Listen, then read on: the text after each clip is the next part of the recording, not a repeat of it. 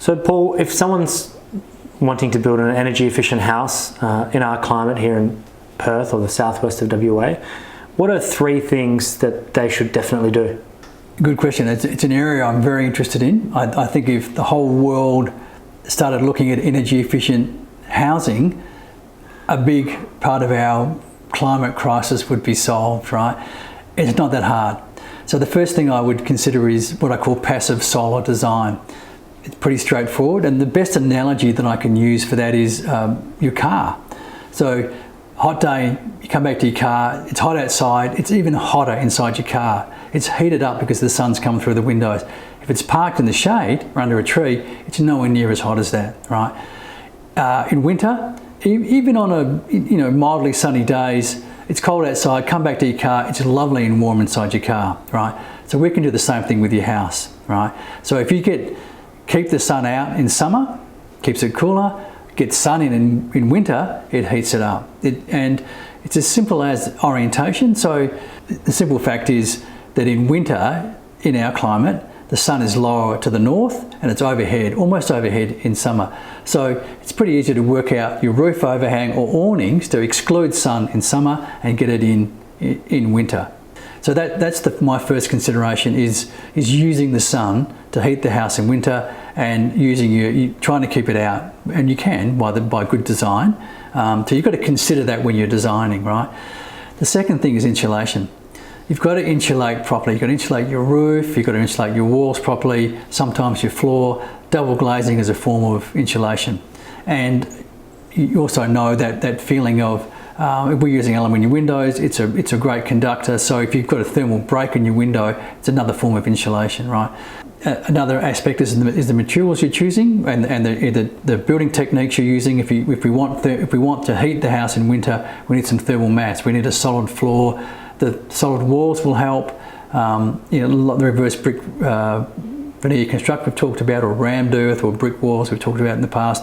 Again, they've got to be insulated, right? The third thing is trying to ventilate the houses. So again, good design where you're using the natural sea breezes, the natural cooling to ventilate the house. Again, it's just good design. It's just good thought when you're designing the house. And so if someone includes these things, the passive solar design, the insulation, the right materials to have mass, yes, and the ventilation, does it cost more to build your house that way? No, it doesn't. It's just good design. It just takes the skilled designer to orientate the house in the right way and to think those things through.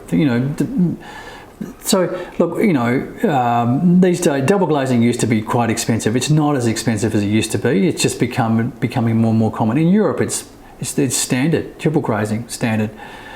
Triple glazing is standard. So it's just some good design, really, more than necessarily paying more for those things.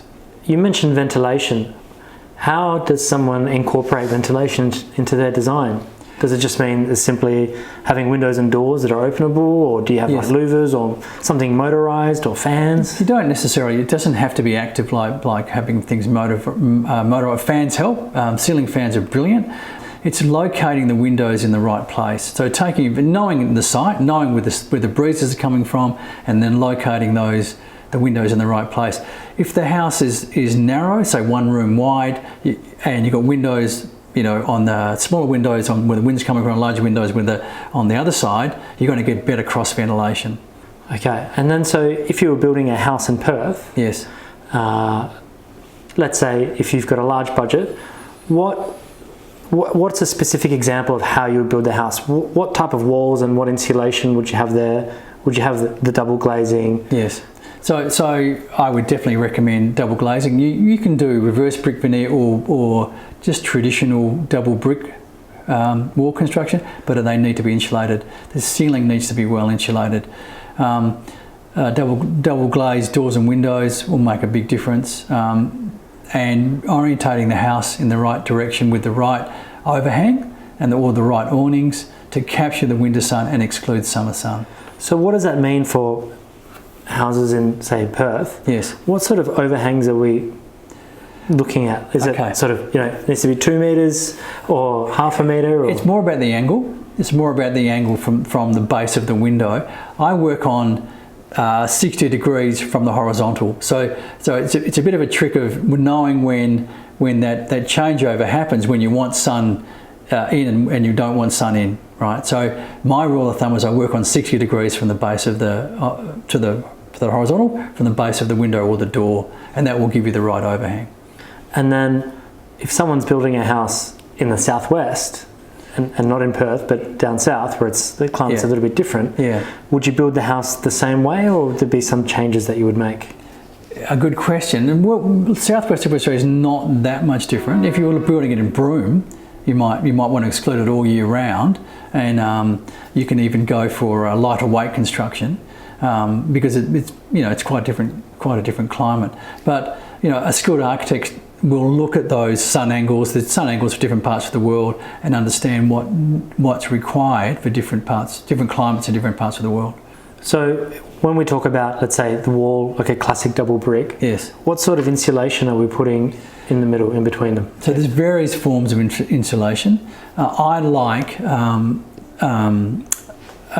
polystyrene and foil insulation.